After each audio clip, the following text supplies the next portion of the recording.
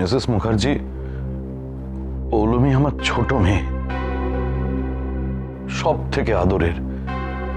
ওর যখন যা প্রয়োজন হয়েছে কখনো মুখ ফুটে চাইতে হয়নি আমার কাছে। আমি সবটা ওর হাতের কাছে এনে দিয়েছি, কোনোদিন কোনো অভাব রাখিনি। এমনকি এই বাড়িতে কারো সাহস ছিল না যে আমার সামনে ওকে বকাবকি করে, কারণ তারা জানতো আমি কুরুক্ষেত্র করব। একবার জানেন, ও তখন কত হবে, ওই ক্লাস 5-এ পড়তো। একবার ওর স্কুল টিচার ওকে খুব বকাবকি করেছিল। বাড়িতে ফিরে মেয়েটা ভীষণ কান্নাকাটি করে। তখন আমি ওকে এনশিওর করেছিলাম ওই টিচারের চাকরি থাকবে না, এবং সেটাই হয়েছিল। কিন্তু আজ ও আমাকে এভাবে ছেড়ে চলে গেল, অথচ আমি কিছুই করতে পারলাম না। মিসেস মুখার্জি, কিছুই করতে পারলাম। আপনার কি মনে হয় পৌলমীর মৃত্যুটা কোনো অসুস্থতার কারণে নাকি? না না, আমি আপনাকে বলছি, আমাদের পৌলমী মা কখনোই অসুস্থ ছিল না, কোনোভাবেই না। মেয়েটাকে তো আমি আজ থেকে দেখছি না। ঠিক, আসলে কি জানেন, সবটাই ওই ওদের বাড়িতে যাওয়ার পর থেকে। ইনফ্যাক্ট মানে ওরাই প্ল্যান করে ওর এই অবস্থা করেছিল। আর সত্যি কথা বলতে কি, ওকে জোর করে ওরা অসুস্থ করে দিয়েছিল। জোর করে বলছেন কেন? হ্যাঁ, কারণ পৌলমীর চিংড়ি মাছে অ্যালার্জি ছিল, আর এটা ওরা জানতো। তাহলে বলুন, তারপরেও কি করে বউ ভাতের দিন সকালবেলা ওই ভাত কাপড়ের সময় খাবারে চিংড়ি মাছ বাটা দিয়ে তরকারি থাকে? কি করে থাকে বলুন? আর সেটা যে রাখা হয়েছে, মেয়েটাকে একবার জানানো পর্যন্ত হয়নি। তাহলে আপনি জানলেন কি করে? আমাকেই তো ফোন করেছিল। তো খাওয়ার সঙ্গে সঙ্গে সারা গায়ে অ্যালার্জি বেরিয়ে যায়। ওর কাছে ওষুধ পর্যন্ত ছিল না। আমি তো তন্ময়কে পাঠাই ওষুধ দিয়ে। কেন আপনাকে এখান থেকে ওষুধ পাঠাতে হলো কেন? মানে একটা তো সামান্য অ্যালার্জির ওষুধ যে কেউ কিনে দিতে পারতো, ওনারা কিনে দিতে পারতেন। না মিসেস মুখার্জি, যে কেউ এই ওষুধটা কিনে দিতে পারতো না। তার কারণ এই ওষুধটা তো সব জায়গায় পাওয়াই যায় না। পৌলমীর এই অ্যালার্জিটা একটু অন্য রকমের ছিল, অনেক ড্রাগেই ওর রেজিস্ট্যান্ট ছিল। সেই জন্য পার্টিকুলার এই ওষুধটা আমি বিদেশ থেকে আনাতাম ওর জন্য। I see. যখন হতো খুব সাংঘাতিকভাবেই হতো, মানে সারা শরীরে লাল লাল হয়ে ফুলে যেত। মানে ওই লাল হয়ে ফুলে ফুলে যেত? হ্যাঁ। বাবা, সে তো বেশ ভয়ানক অ্যালার্জি। তো তাও ও যখন শ্বশুরবাড়ি গেল, আপনারা ওর সঙ্গে অ্যালার্জির ওষুধটা দিয়ে দিলেন না? মানে বিয়ে বাড়ি, স্বাভাবিক ব্যাপার যে উল্টোপাল্টা খাওয়া হতেই পারে।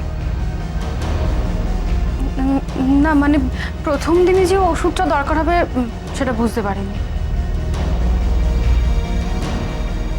আচ্ছা, পৌলমী শ্বশুরবাড়ির লোকেরা কি জানতো ওর চিংড়ি মাছে অ্যালার্জি ছিল? আপনারা জানিয়েছিলেন ওদেরকে? না মানে আমি ঠিক জানাইনি, ওর মা নিশ্চয়ই জানিয়েছে। উনি ছাড়া আর কেউ জানিয়েছিলেন কি? মানে আপনারা কেউ?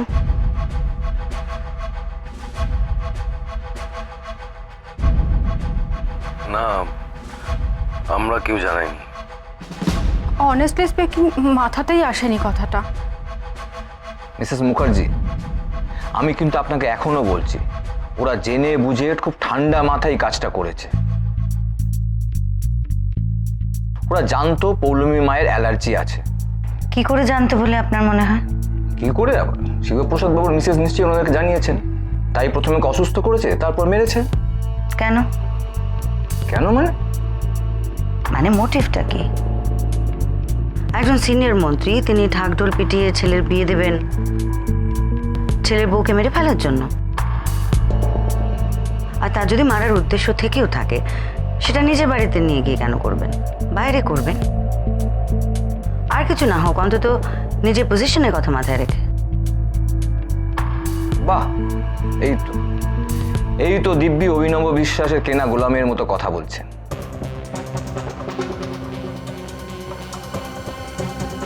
তার শিখিয়ে দেওয়া বুলি আওড়াচ্ছেন। মিস্টার সেন, অন্যের দিকে আঙুল তোলার আগে নিজের দিকে তাকান।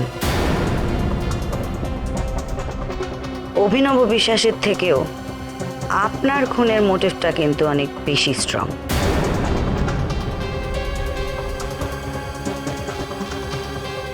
আপনার ছেলের সঙ্গে সম্বন্ধটা ভেঙে শিবপ্রসাদ বাবু অভিনব বাবুর ছেলের সঙ্গে নিজের মেয়ের বিয়ে ঠিক করলেন। এই গোটা ব্যাপারটা আপনিও যে সহজভাবে নিয়েছিলেন তা কিন্তু নয়। কি বলতে চাইছেন আপনি? হ্যাঁ, কি বলতে চাইছেন? আমি কি বলতে চাইছি তার মানেটা আশা করি আপনার কাছে যথেষ্ট পরিষ্কার। এনিওয়ে, শিবপ্রসাদ বাবু, হ্যাঁ, আগে আমি আপনার সঙ্গে ভালো করে কথাটা সেরে নিতে চাই। ঠিক আছে, আপনার কথা বলুন। এবার আমি উঠতে হবে, আমার একটা জরুরি মিটিং আছে। সে কি, আপনার সঙ্গে তো এখনো ভালো করে কথাই হলো না। মিটিংটা কিন্তু আর্জেন্ট। তাই ইয়েস, দেখুন আপনি গোয়েন্দা বলে এর ভেতরে অন্য কোনো মানে বের করবেন না প্লিজ। আপনার সব প্রশ্নের উত্তর দিতে আমার কোনো আপত্তি নেই। আপনার যখন ইচ্ছা আপনি আমার অফিসে চলে আসুন, আপনাকে সব রকমভাবে আমি কোঅপারেশন করব। কারণ আমার পৌলমী মায়ের এই হাল যে বা যারা করেছে তাদের জেলে না দেখা পর্যন্ত আমার শান্তি নেই। বেশ, তাহলে দেখা হচ্ছে।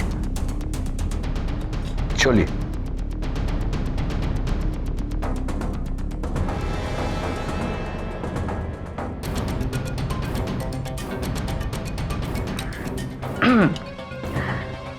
শিবপ্রসাদ বাবু, আপনাদের একটা অভিযোগ আছে যে সেদিন যে পৌলমী অসুস্থ হয়ে পড়েছিল সে খবর ওরা আপনাদেরকে দেয়নি। না মিসেস মুখার্জি, দেয়নি। এমনকি আমি আমার পরিবার সহ রিসেপশনে উপস্থিত ছিলাম। আমাদের কাউকে কিচ্ছু না জানিয়ে মেয়েটাকে হসপিটালে পাঠিয়ে দিল। মিস্টার বিশ্বাস কিন্তু বলছেন উনি আপনাকে ওখানে খুঁজেছিলেন। বাজে কথা। আচ্ছা স্নেহা, আপনার সঙ্গে কি অভিনববাবুর লিন্ডার পারফরমেন্সের পরে দেখা হয়েছিল? হ্যাঁ হয়েছিল।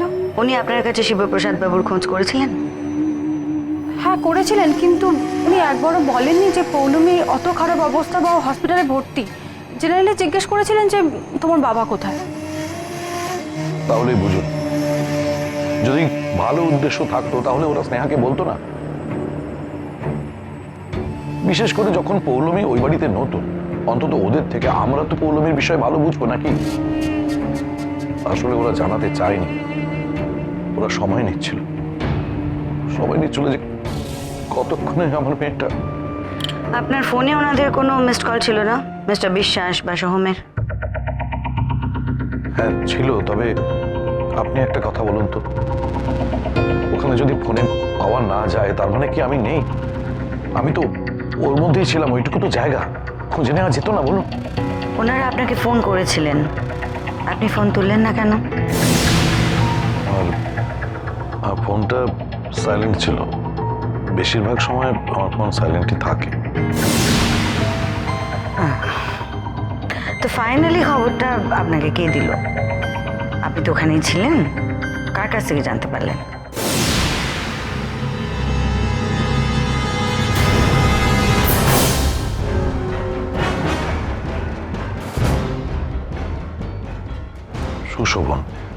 সুশোভন সেন। মিস্টার সেন? স্ট্রেঞ্জ। জয় কালী জয় কালী